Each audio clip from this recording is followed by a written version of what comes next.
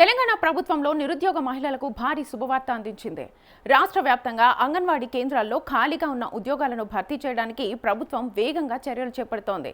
ఈ ఏడాదిలోనే మొత్తం 15,982 పోస్టులను భర్తీ చేయాలని లక్ష్యంగా పెట్టుకుంది.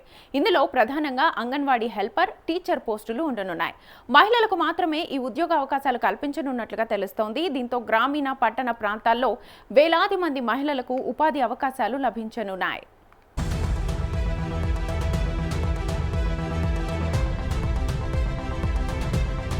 రాష్ట్రంలో ప్రస్తుతం 35,781 అంగన్వాడీ కేంద్రాలు పనిచేస్తున్నాయి. ఈ కేంద్రాల్లో దాదాపు 71,562 మంది సిబ్బంది సేవలు అందిస్తున్నారు. అయితే గత 3 సంవత్సరాలుగా పదవి విరమణలు, ప్రమోషన్లు, ఇతర శాఖలకు బదిలీ వంటి కారణాలతో అనేక పోస్టులు ఖాళీ అయ్యాయి.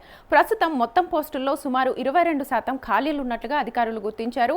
చిన్నారుల సంక్షేమం, పోషకాహారం, ప్రాథమిక విద్య వంటి కీలక సేవల్ని అందించే అంగన్వాడీ కేంద్రాల్లో సిబ్బంది కొరత వల్ల సేవలు ప్రభావితమవుతున్నాయి. ఈ సమస్యను పరిష్కరించేందుకు ప్రభుత్వం భారీ స్థాయిలో నియామకాలకు సిద్ధమవుతోంది.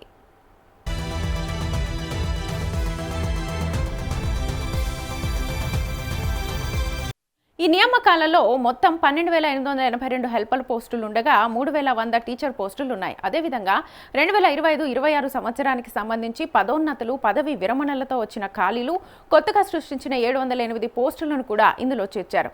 ఈ ఉద్యోగాల భర్తీ ద్వారా అంగన్వాడీ కేంద్రాల్లో సేవల నాణ్యత మెరుగుపడుతుందని ప్రభుత్వం భావిస్తోంది.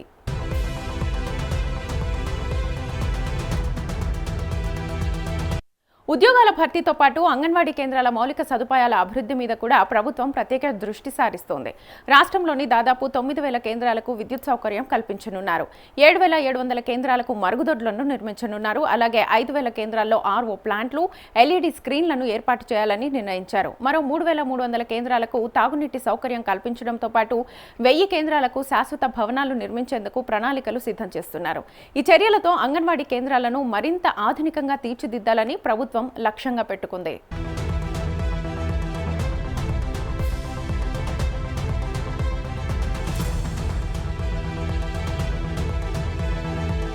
శిశు సంక్షేమ శాఖ త్వరలోనే నిర్ణయాలకు సంబంధించిన పూర్తి మార్గదర్శకాలను విడుదల చేయనుంది.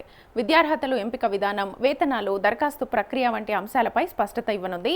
ముందుగా కొత్త నియామక విధానానికి ప్రభుత్వం ఆమోదం తీసుకొని ఆ తర్వాత జిల్లా కలెక్టర్ల ఆధ్వర్యంలో నోటిఫికేషన్లు విడుదల చేసే అవకాశం ఉంది.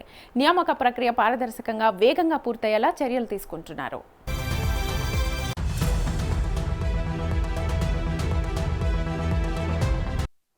ఈ ఉద్యోగాలు మహిళల ఆర్థిక స్వావలంబనకు ఎంతో ఉపయోగపడతాయని ప్రభుత్వం భావిస్తోంది. ముఖ్యంగా గ్రామీణ ప్రాంత మహిళలకు ఇది గొప్ప అవకాశంగా మారనుంది. కుటుంబాల ఆర్థిక పరిస్థితి మెరుగుపడడంతో పాటు మహిళల సాధికారతకు కూడా ఈ నిర్ణయం దోహదపడనుంది. మరోవైపు అంగన్వాడీ కేంద్రాల్లో నాణ్యమైన సేవలు అందించడం ద్వారా చిన్నారుల అభివృద్ధి, ఆరోగ్యం, పోషకాహారంలో మెరుగైన ఫలితాలు సాధించే అవకాశం ఉంది.